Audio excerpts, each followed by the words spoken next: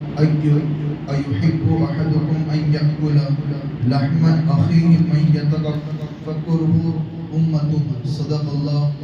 صدق الله مولانا العظيم وصدق رسوله النبي الأمين المختار الكريم، ونحن على ذلك لمن الشاهدين والشاكرين والذاكرين والحمد لله رب العالمين۔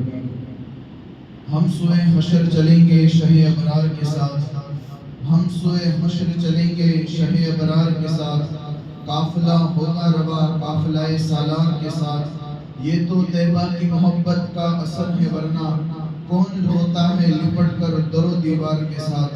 اگر مدینے کا تصور ہے تو ظلمت کیسی، اگر مدینے کا تصور ہے تو ظلمت کیسی، رابطہ مضبوط ہے عالم انوار کے ساتھ، رابطہ مضبوط ہے عالم انوار کے ساتھ۔ اور رہ گئی منزل سدرہ، رہ گئی منزل سدرہ پہ پہنچ کر جبرائیل، رہ گئی منزل سدرہ پہ پہنچ کر جبرائیل، چل نہیں سکتا فرشتہ تیری رفتار کے ساتھ، چل نہیں سکتا فرشتہ تیری رفتار کے ساتھ۔ اور پل سے مجھ سا بھی گنہگار گزر جائے گا، پل سے مجھ سا بھی گنہگار گزر جائے گا، ہوگی سرکار کی رحمت جو گناہگار کے ساتھ، ہوگی سرکار کی رحمت جو گناہگار کے ساتھ۔ اور ہم بھی مظہر سے سنیں گے کوئی نعت مصطفیٰ، ہم بھی مظہر سے سنیں گے کوئی نعت مصطفیٰ، گر ملاقات ہوئی شاعر دربار کے ساتھ، گر ملاقات ہوئی شاعر دربار کے ساتھ۔ ہم سوئے حشر چلیں گے شہ ابرار کے ساتھ، قافلہ ہوگا روا قافلہ سالار کے ساتھ۔ خطبہ مسنہ کے بعد میں نے جس آیت مقدسہ تلاوت کرنے کا شرف حاصل کیا ہے، اس کے تحت کچھ معروضات پیش کرنے سے قبل آئیے ہم اور آپ انتہائی عقیدت و احترام کے ساتھ ہم ساری کائنات کے مرکز عقیدت مصطفیٰ جان رحمت شمع بزم ہدایت شب اسراء کے دلہا، نو شاہ بزم جنت دانائے سبل مولائے گل ختم الرسل، آبو قلع انبیاء جانو دل اسفیاء مطلع ہم سعادت مطلع ہم سیادت خلاصہ کائنات، فخر موجودات یعنی کہ جناب پاک احمد مشتبہ محمد مصطفیٰ ارواحنا فدا صلی اللہ تعالیٰ علیہ وسلم کے بارگاہ بے قصب نامے والہانہ انداز میں درود پاک کا نذرانہ پیش کرے اور پڑھے اللہم صلی علی سیدنا و مولانا محمد کما تحب و ترضى بأن تصلي عليه صلوا عليه صلاة وسلام عليك يا رسول الله صلی اللہ تعالیٰ علیہ وآلہ وسلم۔ آج ماہ جمادی الاولیٰ کا پہلا جمعہ اور پہلی تاریخ ہے۔ اللہ مجدہ الکریم سے دعا کرتے ہیں کہ اللہ تبارک و تعالی ہمیں اس مہینے میں بے شمار نیکیاں کرنے کی توفیق عطا فرمائے۔ میں نے جو آیت کریمہ تلاوت کی ہے جس میں اللہ سبحانہ و تعالی ارشاد فرماتا ہے وَلَا يَغْتَبْ بَعْضُكُمْ بَعْضًا أَيُحِبُّ أَحَدُكُمْ أَنْ يَأْكُلَ لَحْمَ أَخِيهِ مَيْتًا فَكَرُوهُ وَتَمُوهُ، یعنی کہ ایک دوسرے کی غیبت نہ کرو۔ کیا تم یہ پسند کرتے ہو کہ تم اپنے سگے بھائی کا گوشت کھاؤ اور یہ تمہیں ناگوار گزرے گا؟ غیبت کرنا کس قدر بڑا گناہ ہے، یہ بات آپ نے اس آیت کریمہ سے ملاحظہ کی کہ اللہ کے رسول صلی اللہ علیہ وسلم نے ارشاد فرمایا کہ کل المسلمین علی المسلمین حرام دمہ و مالہ و عرضہ، یعنی کہ ہر مسلمان پر دوسرے مسلمان کا خون اور مال اور عزت حرام ہے۔ یعنی کہ حدیث پاک سے پتہ یہ چلتا ہے کہ مسلمان کو یہ چاہیے کہ مسلمان کے جان مال عزت اور اس کے آبرو کی حفاظت کرے۔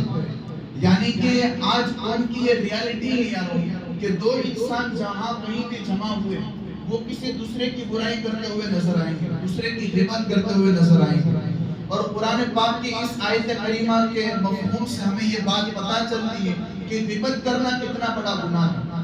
غیبت کرنے سے اللہ اور اس کے رسول کی ناراضگی کا سامنا کرنا پڑتا ہے۔ اللہ کے رسول صلی اللہ علیہ وسلم نے ارشاد فرمایا کہ آپ اپنے آپ کو غیبت سے بچاؤ، بے شک غیبت یہ زنا سے بھی بڑا گناہ ہے۔ اگر آدمی کوئی زنا کرے تو توبہ کرے تو اللہ تبارک و تعالیٰ اس کی توبہ قبول کرتا ہے اور اس کے گناہوں کو معاف کر دیتا ہے۔ لیکن جب کوئی بندہ غیبت کرتا ہے تو اللہ تبارک و تعالیٰ اس وقت تک اس کو معاف نہیں کرتا جب تک کہ اس نے جس کی غیبت کی اس سے جا کر معافی حاصل نہ کرے. یعنی کہ دو بندے جمع ہو کر اگر کسی کی برائی کرے، کسی کے بارے میں نازیبانہ الفاظ کہیں، یعنی کہ فلاں ایسا ہے، فلاں وہ ہے، فلاں یہ بات کہتا ہے، فلاں اس طرح ہے، فلاں اس طرح کا ہے، یعنی کہ آپ نے اس کے بارے میں غیبت کی، اس کی برائی کی، تو آپ چاہے لاکھ اللہ کی بارگاہ میں سجدے کر لو اور اس کی بارگاہ میں معافی حاصل کر لو، اللہ آپ کو اس وقت تک معاف نہیں کرے گا جب تک کہ آپ اس سے معافی نہیں مانگ لیتے جس کی آپ نے غیبت کی، جس کی آپ نے برائی کی ہے. یعنی کہ اس وقت تک اللہ بھی آپ کو معاف نہیں کرے گا. یعنی کہ آپ نے غیبت کی ہے، آپ کو اللہ معاف اس وقت تک کرے، اس وقت کرے گا کہ جب آپ نے جس کی غیبت کی اس سے جا کر آپ معافی حاصل کریں. حدیث پاک میں اور آتا ہے، اللہ کے رسول صلی اللہ علیہ وسلم نے صحابہ اکرام سے ارشاد فرمایا کہ کیا میں تم کو بتاؤں کہ غیبت کیا ہے؟ تو صحابہ اکرام نے عرض کیا، یا رسول اللہ صلی اللہ علیہ وسلم فرمائیں غیبت کیا ہے؟ تو حضور صلی اللہ علیہ وسلم نے فرمایا کہ غیبت یہ ہے کہ تم اپنے سگے بھائی کو جس کو تم ناپسند کرتے ہو اس کی برائی کرنا، اور قیامت کے دن جس کی تم نے برائی کی ہے، چاہے وہ تمہارا بھائی ہوگا یا تمہارا دوست ہوگا یا تمہارا رشتہ دار ہوگا، جس کی بھی تم نے برائی کی ہوگی، قیامت کے دن اس برائی کی شکل میں تمہیں اپنے سگے بھائی کا گوشت کھانا ہوگا. اب یہ کوئی انسان گوارا کر سکتا ہے اپنا سگا بھائی، سگے بھائی کا گوشت کھانا؟ یہ کوئی گوارا نہیں کر سکتا. یہ انسان اس کو ناگوار سمجھے گا. اب کہ ارے یار اپنے سگے بھائی کو اگر کوئی چوٹ لگ جائے، وہ اپاہج ہو جائے، اس کو کوئی تکلیف میں مبتلا ہو جائے، تو ہم یہ برداشت نہیں کرتے کہ میرا بھائی اس تکلیف کے اندر آ گیا. اب جس نے دنیا کے اندر کسی کی برائی کی، کسی کی غیبت کی، کسی کی چغلی کی، تو قیامت کے دن اس کو اپنے سگے بھائی، اپنے بھائی کا گوشت کھانا ہوگا. اور یہ اٹل ہے، اس میں کوئی شک نہیں کہ اللہ اور اس کے رسول کا یہ اعلان ہے کہ جس نے دنیا میں کسی کی برائی کی ہوگی تو اللہ تبارک و تعالیٰ کے حکم کے مطابق اس کو قیامت کے دن اپنے سگے بھائی کا گوشت کھانا ہوگا. اب آگے اور سن لیجئے کہ غیبت کرنے والا کتنا بڑا گنہگار ہوگا اور قیامت کے دن وہ اس کی حالت، اس کی کنڈیشن کیسی ہوگی. حضور صلی اللہ علیہ وسلم نے فرمایا کہ جب شب معراج میں جنت کی سیر اور جہنم کی سیر کر رہا تھا تو میں نے ایک ایسی قوم کو دیکھا جو اپنے چہرے کو اپنے ناخن سے نوچ کر، اپنے چہرے کو اپنے ناخن سے نوچ کر کھا رہی تھی، اپنے ہی ہاتھوں سے اپنے چہرے کو نوچ کر کھا رہی تھی. جبرائیل سے پوچھا گیا، صلی اللہ علیہ وسلم نے پوچھا، کہا کہ جبرائیل یہ کون لوگ ہیں جو اپنے ہی ہاتھوں سے اپنے ہی چہرے کو نوچتے ہیں پھر اس کو کھاتے ہیں؟ تو اللہ کے رسول صلی اللہ علیہ وسلم کی ارشاد فرمانے کے بعد جبرائیل نے کہا کہ یا رسول اللہ صلی اللہ علیہ وسلم، یہ وہ لوگ ہیں جو دنیا میں کسی کی برائی کرتے تھے اور کسی کی عزت کے اوپر انگلیاں اٹھاتے تھے. جو کسی کی برائی کرے گا، جو کسی کی عزت پر انگلی اٹھائے گا، قیامت کے دن اس کو اپنے بھائی کا گوشت کھانا ہوگا اور وہ اپنے ہاتھوں سے اپنے چہرے کو نوچیں گے. آپ سوچ لیجئے غیبت کتنا بڑا گناہ ہے. غیبت کو ہم نے جتنا کامن سمجھ لیا اتنا ہے نہیں یار، ورنہ اس کی وعید بہت ہی بڑی ہے. غیبت کرنے کے حوالے سے اللہ کے رسول صلی اللہ علیہ وسلم نے ایسی باتیں بیان فرمائی ہیں کہ اگر ہم اس کو حقیقی معنی میں اس کی اگر حقیقت کو جان لیں اور اس کے اندر پورے طریقے سے اتر جائیں تو آپ کو پتہ چل جائے کہ غیبت کرنے سے کتنا بڑا گناہ ہے. غیبت کرنے سے اللہ تبارک و تعالیٰ آپ کی نماز کو بھی قبول نہیں کرتا. جو کسی کی برائی کرتا ہے اللہ تبارک و تعالیٰ آپ کی نماز کو بھی قبول نہیں فرماتا. حضور صلی اللہ علیہ وسلم نے فرمایا کہ اے لوگوں ان اپنی زبان، وہ لوگ جو زبان سے ایمان لائے مگر دل سے ایمان نہ لائے. حضور نے فرمایا کہ اے لوگوں، وہ لوگ جو زبان سے ایمان لائے مگر دل سے ایمان لائے، دل سے ایمان نہ لائے. مسلمانوں کو چاہیے کہ ان لوگوں سے دوری اختیار کریں، اس لیے کہ ہو سکتا ہے کہ وہ لوگ کہیں نہ کہیں کسی دوسرے کی غیبت کرتے ہوئے نظر آئیں. یعنی کہ حضور نے بھی یہ کہا ان کے ایمان کا بھی کوئی ثبوت نہیں ہے کہ جو کسی کی برائی کرتے، جو کسی کی غیبت کرتے. آج تو ہر کوئی انسان کسی کی نظر میں اچھا ہونے کے لیے دوسرے کو گرانے میں لگا ہوا ہے. اور گراتا کیسے کہ یہ بڑا ہے، اگر یہ اس کی نظر میں اچھا ہونے لگا تو ممکن ہے کہ کہیں میری مارکیٹ ڈاؤن نہ ہو جائے، تو وہ اس کی برائی کرنا شروع کرتا ہے. پھر وہ برائی کرتے خود اتنا افسر ہو جاتا ہے، لیکن اس کو پتہ نہیں چلتا کہ برائی کے اندر اللہ کو اس نے کتنا ناراض کر لیا، اس کے رسول کو اس نے کتنا ناراض کر لیا. اس لیے یار وہ برائی کرنے سے بچو. حضرت موسیٰ علیہ السلام کی طرف جب وحی بھیجی گئی کہ جو شخص غیبت کرے اور پھر غیبت کرتے کرتے وہ توبہ کر لے اور پھر وہ اسی حالت میں مر جائے تو وہ جنت میں سب سے آخر میں داخل ہوگا. جو غیبت کی پھر توبہ کی اور پھر توبہ کرتے کرتے مر گیا تو وہ جنت میں سب سے آخر میں داخل ہوگا. لیکن جس شخص نے غیبت کی اور غیبت کرتے کرتے اس کی حالت میں وہ مر گیا, نہ اس کو توبہ کی توفیق ملی, جس کی اس نے غیبت کی تھی نہ اس سے جا کر معافی حاصل کی, تو اس حالت میں وہ مر گیا, تو اللہ تبارک و تعالیٰ کا اعلان ہے کہ وہ جہنم میں سب سے پہلے داخل کیا جائے گا. وہ جہنم میں سب سے پہلے داخل کیا جائے گا کہ جس نے غیبت کی, غیبت کرنے کے بعد نفس سے معافی مانگی اور پھر اس کی حالت میں وہ مر گیا, تو اللہ تبارک و تعالیٰ اس کو سب سے پہلے جہنم میں داخلہ فرمائے گا. اور جہنم کی حالت کیسی ہے یارو؟ آپ سب لوگ بار بار سنتے ہیں کہ نماز نہیں پڑھی تو یہ ہوگی, یہ چیز نہیں کی تو یہ ہوگی, لیکن کبھی اس بات کو بھی آپ کسی مولوی سے سن لیجیے کہ جہنم کی حالت اور اس کی کنڈیشن کیسی ہے اور جنت کی کنڈیشن کیسی ہے. صرف آپ کو ایک بات بتا دو کہ جہنم کی حالت کیسی ہے کہ آج جو یہ دیوار نظر آ رہی ہے نا, دیوار, سکون مل رہا ہے, اگر لائٹ بھی چلی جائے تو پھر نارمل گرمی ہوگی, اس سے زیادہ اس کی تپش ہم برداشت کر لیں گے. لیکن جہنم ایسی وادی ہے, ایسی جگہ ہے کہ جہاں سکون کا نام ہی نہیں ہے, اطمینان کا نام ہی نہیں ہے, ہر طرف آگ ہی آگ نظر آئے گی. جس نے جیسے جیسے گناہ کیے ہوں گے اس کو اس کی طبیعت کے مطابق اس کو اس گناہ کے اندر مبتلا کیا جائے گا. اور اتنے پر بس نہیں, وہ جو آگ ہوتی ہے نا, آگ, اس کو جلایا جائے گا, جلانے کے بعد اس کی آگ جو ہے اس کے منہ میں ڈال دی جائے گی. اتنی حالت اور اتنی تپش کے ساتھ جس نے غیبت کی ہوگی, جس نے خدا کام کیا ہوگا, اس کو جہنم کے اندر ڈالا جائے گا. اس لیے یارو غیبت سے بچنے کی کوشش کرو. اگر غیبت کے اندر آپ مبتلا ہو گئے تو یقین جانو اللہ آپ کی نمازوں کو بھی قبول نہیں کرے گا. اولیاء اکرام اور بزرگان دین ایسے گزرے ہیں کہ جب انہوں نے اپنے مریدین اور کسی کو غیبت کرتے ہوئے دیکھا تو اس سے کہا کہ پہلے معافی مانگو جس کی تم نے غیبت کی. آپ نے ایک نام سنا ہوگا, حضرت علامہ بدر الدین احمد رحمت اللہ تعالیٰ علیہ, عالم کے بہت ہی بڑے مفکر ہیں حضرت بدر الدین احمد رحمت اللہ تعالیٰ علیہ. آپ رمضان المبارک میں خواجہ غریب نواز رضی اللہ تبارک و تعالیٰ عنہ کے آستانے پر حاضری دینے کے لیے جا رہے ہیں اور آپ کے ساتھ آپ کا مرید, آپ کا خادم بھی تھا. اب آپ کا رکنا, جب آپ اجمیر شریف پہنچے تو پہنچنے کے بعد آپ کا رکنا ایک سید صاحب کے گھر پر تھا, تو آپ وہاں رکے اور اجمیر پہنچنے کے بعد سید صاحب کے گھر پر پہنچے اور پہنچنے کے بعد آپ نے وہاں آرام کیا. اب جب وہ سید صاحب تھے انہوں نے یہ کہا کہ بدر الدین احمد صاحب, رمضان کا مہینہ ہے اور افطار کے لیے جو ہے تم نے جہانگیری مسجد جو ہے, اجمیر کے اندر جو صحن ہے, اس صحن کے اندر جو مسجد جہانگیری مسجد ہے, اس مسجد کے اندر تمہیں جو روزہ افطار کرنا ہے. تو کہا کہ ٹھیک ہے. اب جو بدر الدین احمد کا جو وہ مرید تھا, جو خادم تھا, اس کو یہ بات بری لگی. کہا کہ ہم جس کے گھر پر آئے ہیں اس سے چاہیے کہ وہ اپنے گھر پر روزہ افطار کرائے, لیکن انہوں نے تو جو مسجد کا ہی کہہ دیا کہ فلاں مسجد میں آ کر آپ کو جو روزہ افطار کرنا ہے. اب یہ بات ان کو بری لگی. انہوں نے کیا کہا, اپنے مرید اپنے پیر صاحب بدر الدین صاحب سے کہا کہ یہ کیسے کیا سید صاحب, ہم تو ان کے گھر آئے تو ہم کو چاہیے یہ تھا کہ وہ اپنے گھر میں روزہ افطار کرائے, لیکن انہوں نے تو جو ہے جہانگیری مسجد کے اندر ہمیں روزہ افطار کرنے کا حکم دے دیا. یہ بات ہمیں اچھی نہیں لگی. جب بدر الدین احمد صاحب نے اس بات کو سنا تو سن کر ہی کہا کہ تم نے کتنا بڑا گناہ کر لیا, ابھی اٹھو, اٹھ کر وضو کرو, وضو کرنے کے بعد پہلے اس سید صاحب کے پاس جاؤ, ان سے معافی مانگو اور ان سے یہ کہو کہ میں نے تمہارے بارے میں یہ برائی کی, مجھے معاف کر دو. پھر اس کے بعد تم آ کر مسجد کے اندر اللہ کے بارگاہ میں معافی حاصل کرو, اس لیے کہ تم نے جو برائی کی ہے, اگر یہ برائی اللہ کی بارگاہ میں پہنچ گئی تو تم نے جو روزہ رکھا ہے, جو تم نے نماز پڑھی, وہ ساری نماز بھی تمہارے منہ پہ مار دے گا, وہ روزہ بھی تمہارے منہ پہ مار دیا جائے گا, اگر تم نے جو سید صاحب نے تم نے جو معافی نہیں حاصل کی. یعنی کہ آپ اس سے غور لگا سکتے ہیں, یار آپ اس کو سوچ سکتے ہیں کہ ایک غیبت ہے کہ جس کے بارے میں ہم نے کسی کی برائی کی تو نہ آپ کی نمازیں قبول ہوگی, نہ آپ کے روزے قبول ہوں گے, نہ آپ کے حج قبول ہوگے.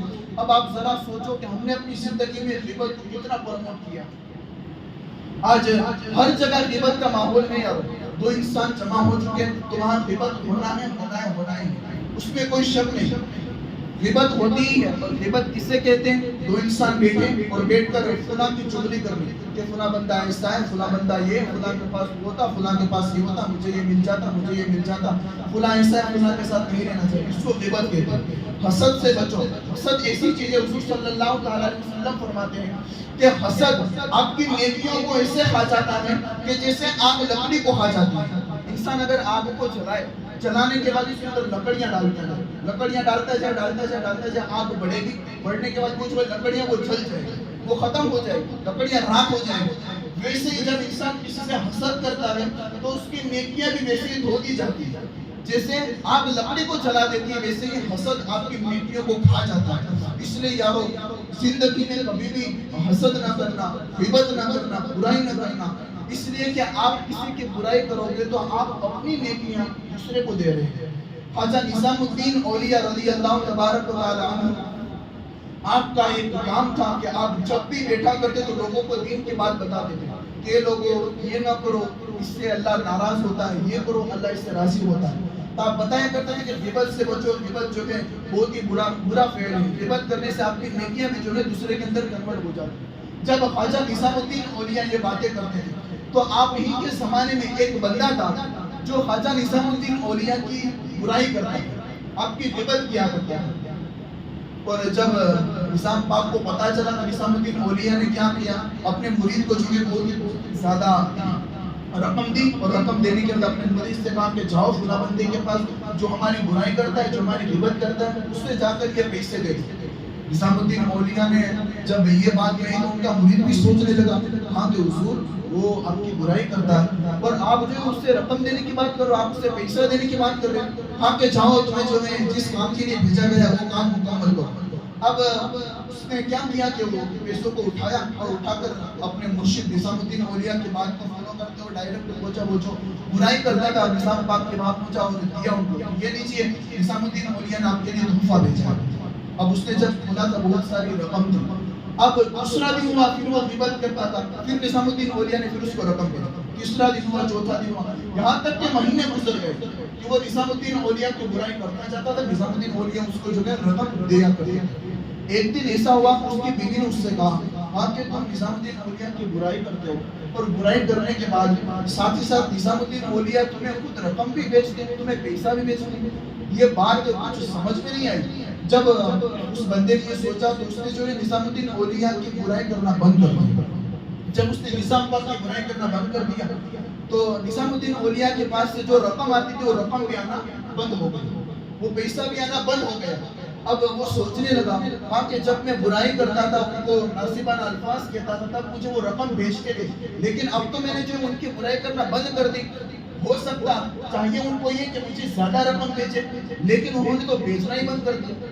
وہ جو ہے نظام الدین اولیاء کی بارگاہ میں پہنچا اور پہنچ کر اس نے معافی حاصل کی. اور معافی حاصل کرنے کے بعد کہتا ہے، کہا کہ حضور میں آپ کی برائی کرتا تھا، آپ مجھے بہت زیادہ رقم اور ہیرے اور جواہرات بھیجا کرتے تھے، لیکن جب میں نے آپ کی جب برائی کرنا بند کی تو آپ نے جو ہے مجھے پیسے دینا بند کر دیا.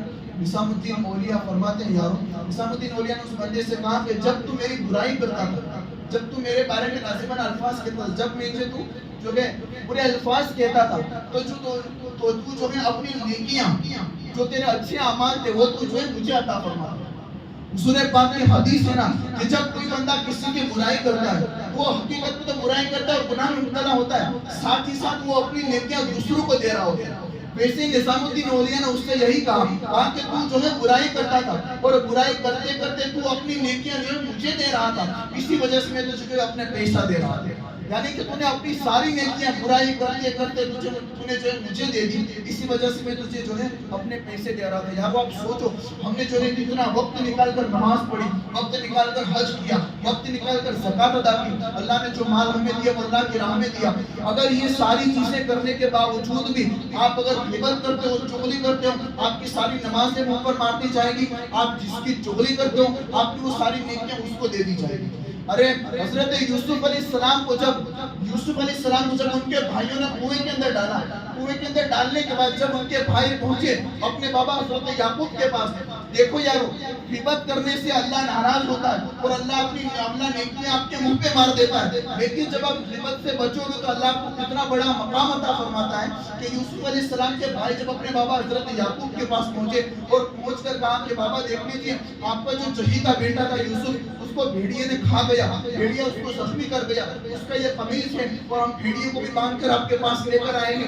جب حضرت یعقوب نے یہ دیکھا تو دیکھ کر کہا کہ قمیص تو صحیح سلامت ہے، جو جبہ یوسف نے پہنا تھا وہ جبہ تو صحیح سلامت ہے، ہونا تو یہ چاہیے تھا کہ بھیڑیے نے جب یوسف کو زخمی کیا ہوگا تو سب سے پہلے جبے کو پھاڑا ہوگا، جبے کو چیرا ہوگا، لیکن جبہ تو صحیح سلامت ہے۔ ظاہر سی بات ہے تم نے جو ہے دال کے اندر کچھ کالا ملایا ہوا ہے۔ جب حضرت یوسف علیہ السلام کی یہ بات حضرت یعقوب علیہ السلام نے جب اپنے بیٹوں سے کہا تو پھر اس بھیڑیے کو اپنے پاس بلایا اور بلا کر کہا کہ تم نے میرے چہیتے پھول جیسے بیٹے کو کھا گیا، اس کو زخمی کر دیا، کہا کہ یہ کیسے ہو سکتا ہے؟ تو وہ بھیڑیا کہتا ہے اب جو اللہ کے نبی ہوتے ہیں اللہ ان کو جو ہے جانوروں کے بولنے کی زبان بھی جانور جو بولتے ہیں وہ جانتے ہیں کہ اللہ کے نبی جانتے ہیں، لیکن حضرت یوسف علیہ السلام کو جب زخمی کیا تو یعقوب نے اس بھیڑیے سے پوچھا کہا کہ تو نے میرے پھول جیسے بیٹے کو کیسے کھا گیا، تو نے میرے پھول جیسے بیٹے کو کیسے زخمی کیا؟ تو وہ بھیڑیا کہتا ہے کہا کہ یعقوب نہ میں نے تمہارے بیٹے کو کھایا ہے نہ ان کو زخمی کیا ہے، بلکہ تمہارے بھائیوں نے